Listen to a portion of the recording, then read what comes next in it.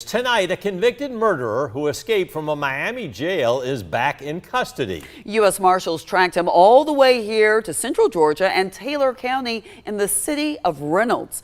Hunter King shows us how a city council member is now part of the investigation.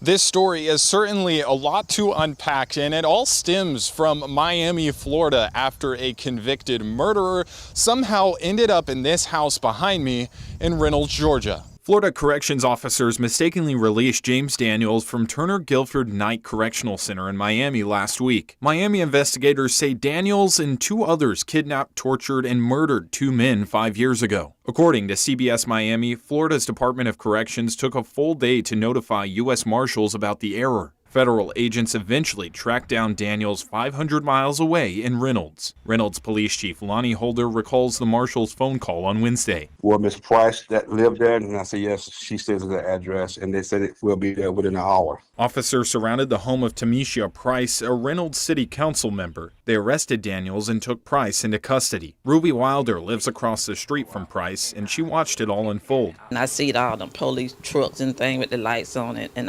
told my brother, I said, something going on. And so we came to the front door, and it was about 10 cars and truck right here. Chief Holder says the U.S. Marshals led the investigation and his officers played a support role. Now, just this morning, Lonnie Holder, the chief of police here in Reynolds, told us that Ms. Price is being charged with harboring a fugitive. That's a felony count. But when we arrived here, Ms. Price was in her home. She did not want to talk to us, but she is out of jail. It's unclear if those charges will still stand or if they'll be dropped.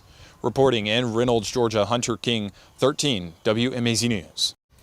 Now, police say the investigation is ongoing. Authorities have not revealed how Daniels knew Price or why Daniels came to Reynolds. But neighbors told us that Price moved here several years ago from Florida. Within the last hour, we learned Price has been released on a $5,000 bond.